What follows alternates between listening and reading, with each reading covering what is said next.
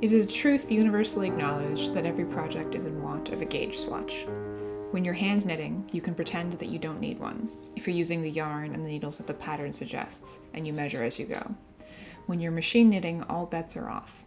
The work on the machine is stretched out and weighed down and will not reach its final dimensions until it's been blocked and had time to rest for at least a day. You know you need a gauge swatch. You know how to make a gauge swatch. You're just here to reassure yourself that it's worth the time and effort. Your gauge swatch needs to be big enough that there's at least a 2 by 2 inch square in the middle that isn't distorted by the rolling sides or the cast-on edges. I tend to cast on at least 40 stitches. I have a separate video that shows a few ways to do this.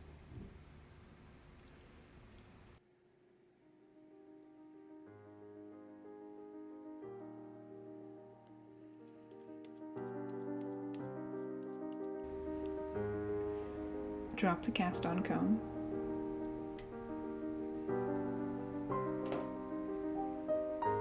Add some weight. Thread the carriage. Take a guess at the tension you need and start knitting.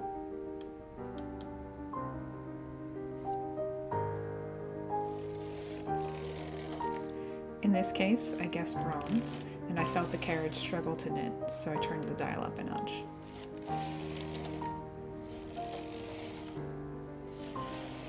This feels much better.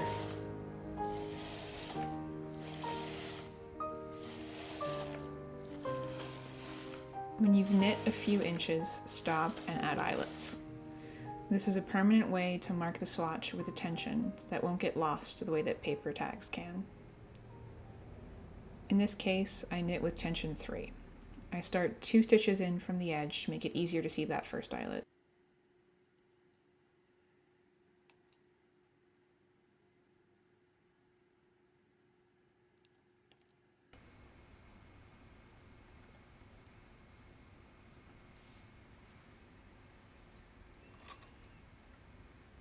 Then knit a few more rows and cast off.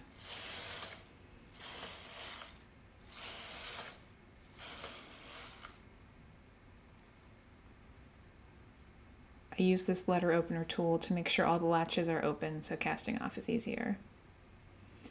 Here I'm casting off around the gate pegs. It creates a nice, even, stable edge.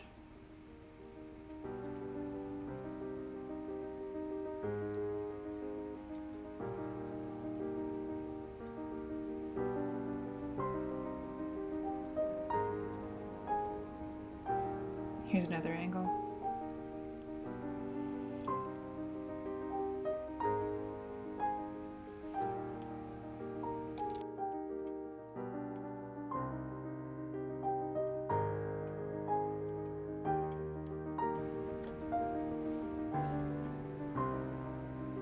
When you get to the end, cut the yarn,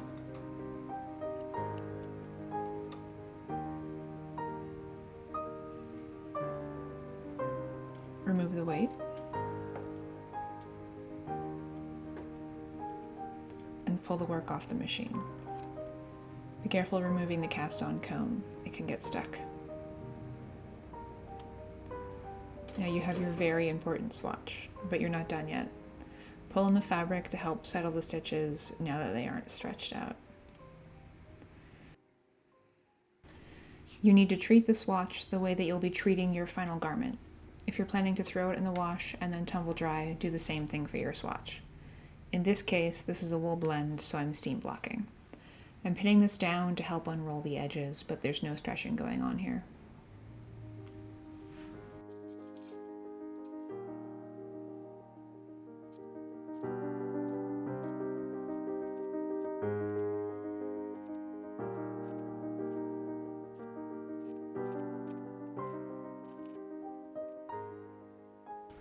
Now it's time to steam. I put my iron on the cotton setting and then hit the steam button. Don't touch the iron directly to the swatch, just hover above it.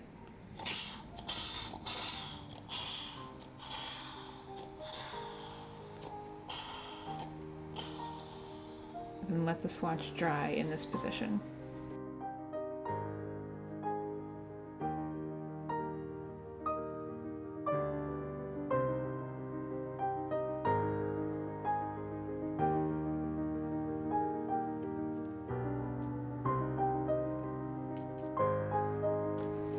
unpin and see how nicely this is laying flat now.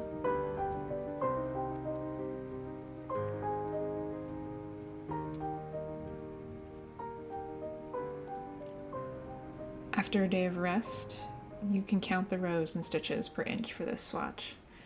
Count the number of rows over at least 2 inches and then divide to get stitches per inch. This helps get the correct count of partial stitches, which can be hard to eyeball. If you're trying to match a gauge from a pattern, you may want to prepare a few swatches at different tensions. But if you do what I do and write code to generate knitting patterns for any gauge, you're good to go.